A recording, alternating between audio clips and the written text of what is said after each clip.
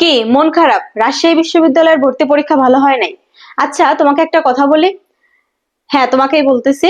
তুমি তোমার সর্বোচ্চ এফোর্ট দিছো।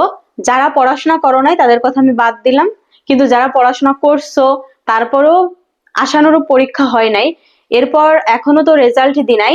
রেজাল্ট দেওয়ার পরে বোঝা যাবে আসলে আহ, কে কেমন রেজাল্ট করছে, কিন্তু তারপরেও অনেক সময় এক্সপেকটেশনের বাইরে যে আমাদের রেজাল্ট হয়। অনেকে তোমরা সর্বোচ্চটা দিয়ে পরিশ্রম করছো, কিন্তু দেখা গেল কিছু নার্ভাসনেস বা কিছু ভুলের কারণে হয়তো বা মিস হইতে পারে। এরকম একটা সিচুয়েশন আমরাও ফেস করে আসছি। আমি যখন ঢাকা বিশ্ববিদ্যালয়ে ভর্তি পরীক্ষা দিই, আমি কিছু ল্যাকিংস ছিল আমার, বলতে পারো।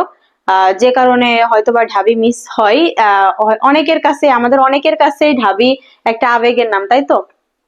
সো আমিও তাদের ব্যতিক্রম ছিলাম না। বাট কিছু ভুল হয়তোবা পরিশ্রম করছিলাম, কিন্তু আমার হয়তোবা আরো পরিশ্রম করার দরকার ছিল, বা মিসগাইডেড হয়ে গেছিলাম। আমি এই বিষয়টা নিয়ে তোমাদের সাথে পরে কথা বলবো। কিন্তু তারপরেও আল্লাহ আমার ভাগ্যে কি রাখছে, আমার স্বপ্ন ছিল ঢাবির লতে পড়বো, কিন্তু আল্লাহ আমার ভাগ্যে রাখছে রাবির ল। সো আমি যদি সেই সময় হাল ছেড়ে দিতাম, অনেকের কথা শুনছি, অনেকে বলছে যে আহ এত একাডেমিক রেজাল্ট ভালো করে কি হবে, এই তো পাবলিক ইউনিভার্সিটি, ঢাকা ইউনিভার্সিটি হলো না, বা কোন একটা ইউনিভার্সিটিতে সাবজেক্ট আসলো না। তো ওয়েটিং এ ছিলাম আর কি আমি। ঢাকা বিশ্ববিদ্যালয়ে 1967 সিরিয়াল আসে। ফার্স্ট টাইমে রাজশাহী ইউনিভার্সিটিতে পরীক্ষা দেওয়া হয়নি। কেন দিনাই বা কি কি অভিজ্ঞতা ছিল ফার্স্ট টাইমে, এই বিষয়ক ভিডিও নিয়ে আসবো। আমি তোমাদের এই ঘটনাটা এই জন্য বললাম যে আমি যদি ওই সময় থাইমে থাকতাম, তাহলে তো আমি এইখানে তোমাদের সাথে এইভাবে ভিডিও শেয়ার করতে পারতাম না, বা আমার অভিজ্ঞতা কিছু তো একটু অভিজ্ঞতা হয়েছে। এই জন্য আমি আল্লাহর কাছে লাখ লাখ শুক্রিয়া আদায় করি যে তোমাদের সামনে দাঁড়িয়ে আমি কথা বলতে পারতেছি। আলহামদুলিল্লাহ। এইখানে অবশ্যই আল্লাহর প্ল্যান, উপরওয়ালার প্ল্যান সর্বোত্তম, এইটা তোমাদের মাথায় রাখতে হবে। আর হাল ছেড়ে দেওয়া যাবে না, যে করেই হোক লাস্ট অব্দি লেগে থাকতে হবে। এখন যদি বলো, আপু আপনার তো রাবিতে হয়ে গেছিল সেকেন্ড টাইমে, এখন আমি তো সেকেন্ড টাইমার, কিন্তু আমার রাবিতে যদি না হয়, আমার পরীক্ষা তো ভালো হয়নি। আমি আমার অনেক ফ্রেন্ড দেখছি, আমি যখন প্রস্তুতি নেই, আমাদের কিছু ফ্রেন্ড ছিল যারা খুবই ডেডিকেটেড। ইভেন আমার থেকে তারা এক্সামে ভালো মার্কস পাইছে, সেকেন্ড টাইমার।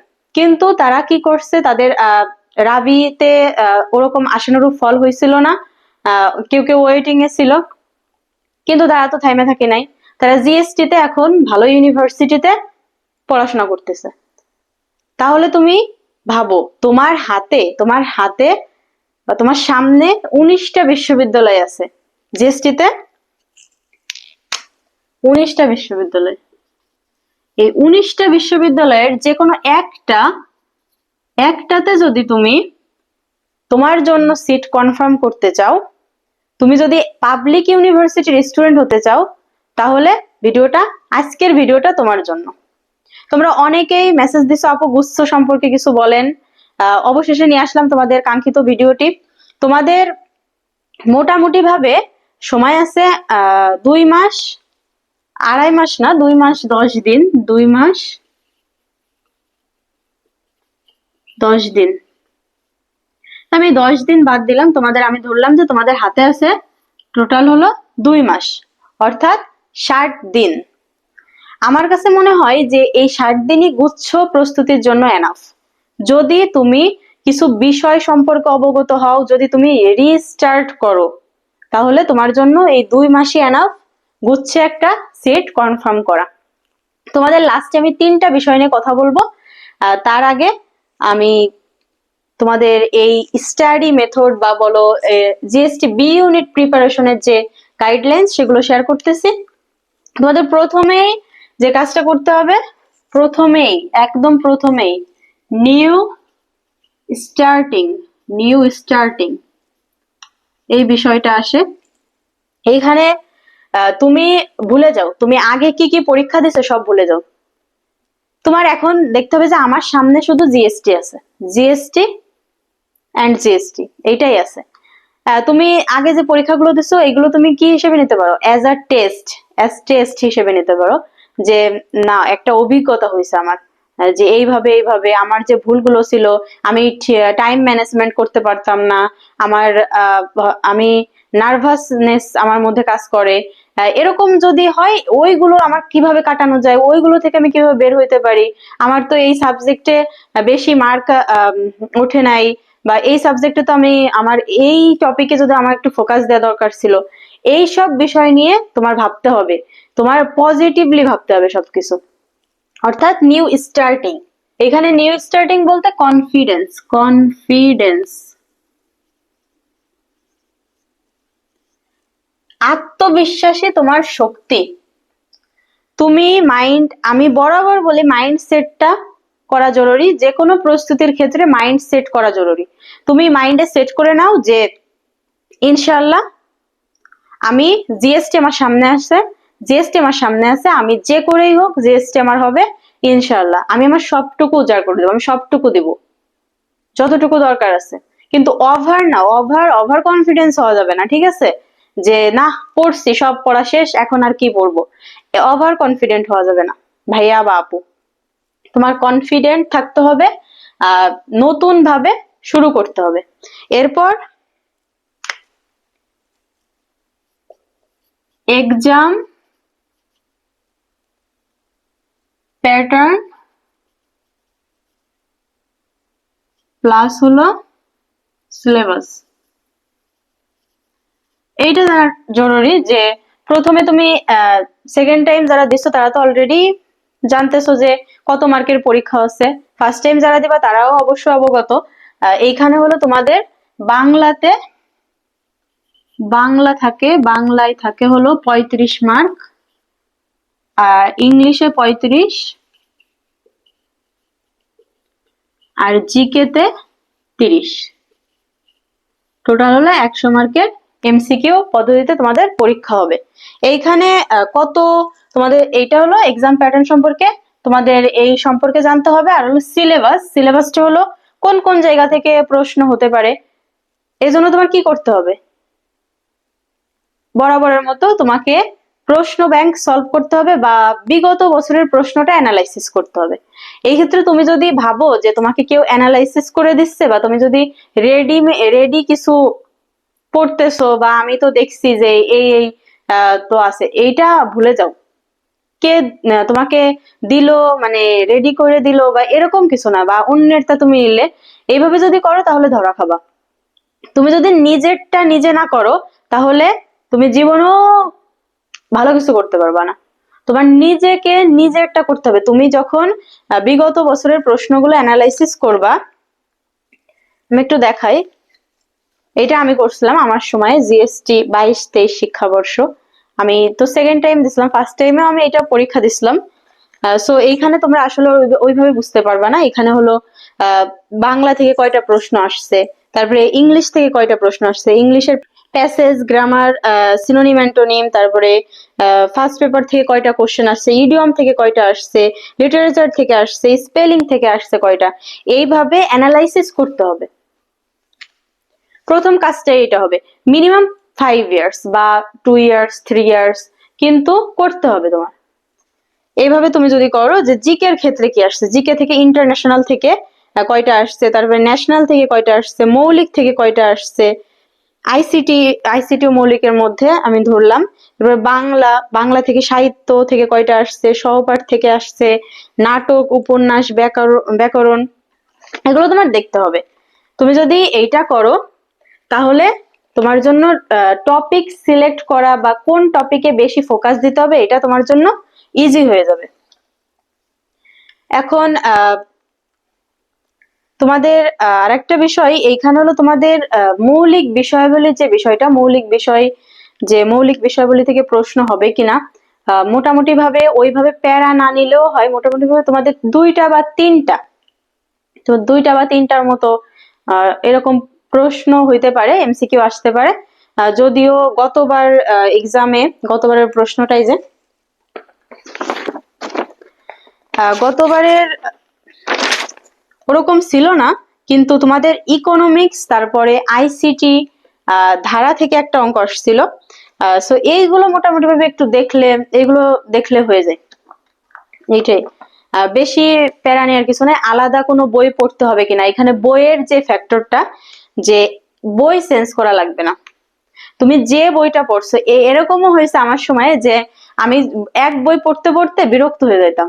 আমি যে মেন্টর ছিলেন আমার ভাইয়া, আমি ভাইয়ারে বলতাম যে ভাইয়া আর কত পড়তে হবে বই, কিন্তু তারপরে পড়তে হয়েছে। তুমি যত পড়বা ততই তো ভালো করবা, তাই না? আহ পড়তে হয়েছে, পড়তে হবে। যখন আমার যতক্ষণ না যুদ্ধে তুমি জয় লাভ করতেছো, যতক্ষণ না তুমি জয়ী হচ্ছ, ততক্ষণ তোমাকে লড়াই চালিয়ে যেতে হবে। এটাই বই অ্যাড করা লাগবে কিনা। আর এখানে হলো মৌলিক বিষয়গুলির জন্য অর্থনীতি আছে, অর্থনীতি, আইসিটি, ভূগোল, ইতিহাস, পৌরনীতি, মনোবিজ্ঞান, যুক্তিবিদ্যা। এখানে তোমরা হয়তো বা দেখতে পারবো না, আমি এটা লিখে রাখছিলাম জাস্ট এমনি, কিন্তু আমি ওইভাবে আলাদা আলাদা ভাবে দেখার সুযোগ হয় নাই। পরীক্ষার সময় লাস্ট পরীক্ষা ছিল তো, গুচ্ছে আমার সিরিয়াল ছিল হলো 257তম। আলহামদুলিল্লাহ, মানে এক্সপেকটেশনের বাইরে আমি 100টা এমসিকিউ দাগাইছিলাম। তোমরা যেন এই ভুলটা করো না। আমার রাবিতে হয়ে গেছিল সেইভাবে আর কি, আমি দেখলাম যে আমার লাস্ট একটা পরীক্ষা আছে, 100টাই দাগাবো, কিন্তু হয়তো বা আর একটু কম দাগালে সিরিয়াল আরো আগে আগে চলে আসতো।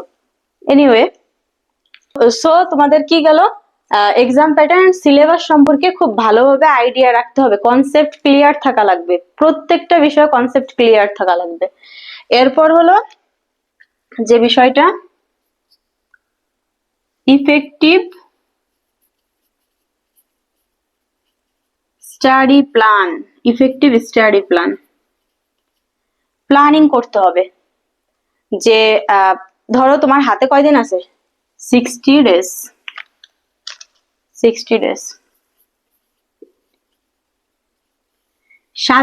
60 দিন। 60 দিনের মধ্যে তোমাকে 30 দিন, আমি ধরলাম 2 মাস হিসেবে তুমি নিতে পারো, 30 ডেজ আর হলো 30 ডেজ।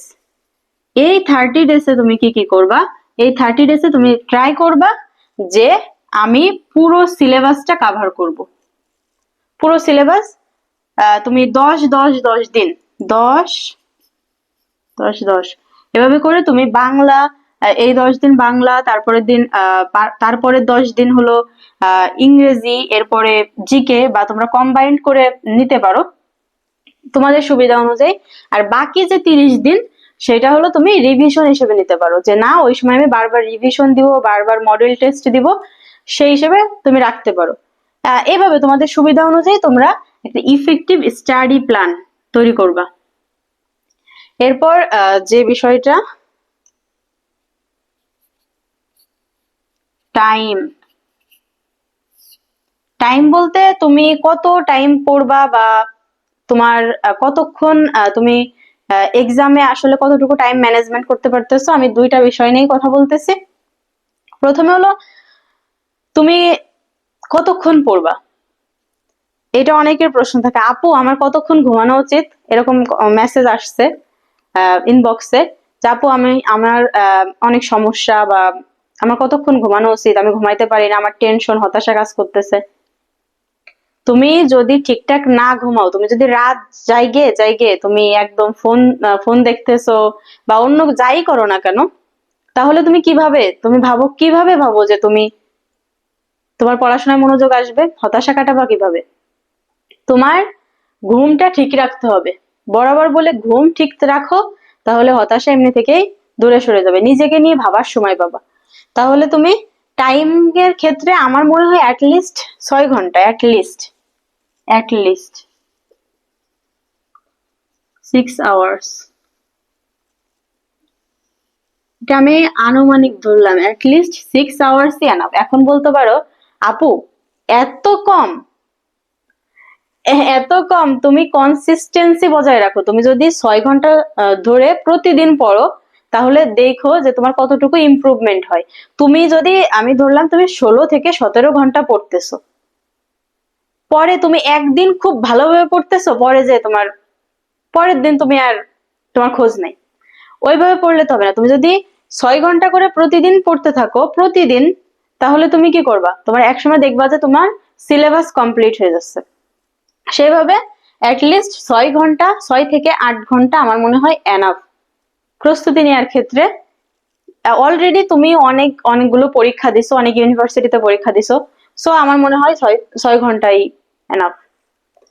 আর টাইম ম্যানেজমেন্টের ক্ষেত্রে তুমি দেখবা যে তুমি কতটুকু টাইমের মধ্যে তোমার পরীক্ষা শেষ করতে পারতেছো। যখন তুমি টেস্ট দিবা, টেস্ট গুলো আমার মনে হয় যে প্রতি সপ্তাহে তোমার টেস্ট দেওয়া উচিত, বা তোমার যদি সুযোগ থাকে যতগুলো দেয়া যায়, তোমার মনে হয় যে ভালো হবে তোমার জন্য। কিন্তু আগে সিলেবাসটা প্রপারলি কমপ্লিট করো, তারপরে পরীক্ষাগুলো দাও। আগে পড়াশোনা করে তারপর পরীক্ষা দাও। টার্গেট, টার্গেট ঠিক রাখো, নিজের লক্ষ্য ঠিক রাখো। তুমি যদি এইখানে হলো তোমার 100 মার্কের, 100 মার্কের মধ্যে তুমি যদি 70 বা 68 থেকে 70-এর মধ্যে থাকো, মানে মার্ক পাও, তাহলে তুমি টপ টপ সিরিয়াল করতে পারবা। অর্থাৎ তুমি যদি 70 বা 65 থেকে 70 আমি ধরলাম, তাহলে তুমি ভাবো যে তোমার চান্স নিশ্চিত। এইখানে আসলে এই মার্কটা উঠানো যায় চেষ্টা করলেই। আর আরেকটা বিষয়, তোমরা অনেকেই প্রশ্ন করো যে কোন প্রশ্ন ব্যাংকটা ভালো হবে আপু জিএসটির জন্য। আমি এই প্রশ্ন ব্যাংকটা ফলো করছিলাম, পানকৌড়ি, পানকৌড়ি জিএসটি বি ইউনিটের জন্য। তোমরা এটা দেখতে পারো, খুবই ভালো হবে প্রশ্ন ব্যাংকের ক্ষেত্রে। আর যে বললাম তোমাদের যে 3টা বিষয় নিয়ে কথা বলবো, ফলো অনস ডিরেকশন। যে কোনো একজনের গাইডলাইন ফলো করতে হবে তোমাকে। তুমি দিন রাত তুমি এক একজনের ভিডিও দেখলে আর হতাশায় ডুবে গেলে, বা তুমি মোটিভেটেড হইলে, যাই হোক না কেন, এত ভিডিও দেখে আসলে কিছুই হবে না। তুমি যদি নিজে থেকে পড়াশোনা না করো, বা তুমি যদি অবশ্যই এক একজনের স্ট্র্যাটেজি এক এক রকম হতে পারে, আবার একও হতে পারে আবার আলাদা হতে পারে। তুমি যদি বিভিন্ন জনের বিভিন্ন ধরনের মতামত নাও, তাহলে তো তোমার মাইন্ড এমনি থেকেই কাজ করবে না। এজন্য তোমার কি করতে হবে, ফলো অনস ডিরেকশন, যে কোনো একজনের গাইডলাইন অনুসরণ করতে হবে। Set time for a subject, যে কোনো একটা সাবজেক্ট পড়ার আগে তুমি টাইম সেট করে নাও যে আমার এই টাইমের মধ্যে এটা কমপ্লিট করতে হবে। বা এইভাবে তুমি সেট করতে পারো যে আমার আজকে আমি যা যা পড়বো, আমি আজকে বাংলা পড়বো, আমি যদি বাংলাটা এই টাইমটার মধ্যে শেষ করতে পারি, তাহলে আমি নিজেকে নিজে রিওয়ার্ড করব, আমি নিজেকে নিজে কমপ্লিমেন্ট দিব। বা এইভাবে তোমরা করতে পারো, এটা আসলেই কাজে দেয়। এরপর যে বিষয়টা, অ্যাভয়েড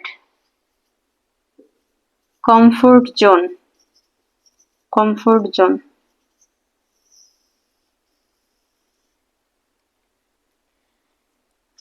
অতিরিক্ত হেয়ালিপনা করে পড়াশোনা হবে না আসলে। এজন্য তোমাকে কি করতে হবে, সিরিয়াস হইতে হবে। B crazy, B crazy for getting ইট। অর্থাৎ তোমাকে ক্রেজি হতে হবে, বি ক্রেজি। ক্রেজি বলতে যে খুব মানে একদম দেবদাস হয়ে যাওয়া এরকম কিছু না। তোমার তোমার জিএসটি তোমার সামনে আসছে, তোমার জিএসটি পাইতে হবে, এই জন্য তোমার কি করতে হবে, সেই যে তোমার আকাঙ্ক্ষা এটা থাকতে হবে, ইচ্ছাটাকে শেষ পর্যন্ত ধরে রাখতে হবে, নিজেকে শেষ পর্যন্ত টিকিয়ে রাখার দায়িত্ব তোমার। আর তুমি যদি চেষ্টা করে যাও, যেহেতু সবাই পারতেছে, অনেক ব্যর্থতার পরে সফলতা আসতেছে, সো তুমিও পারবা ইনশাআল্লাহ। চেষ্টা করে যাও, আল্লাহ ভরসা।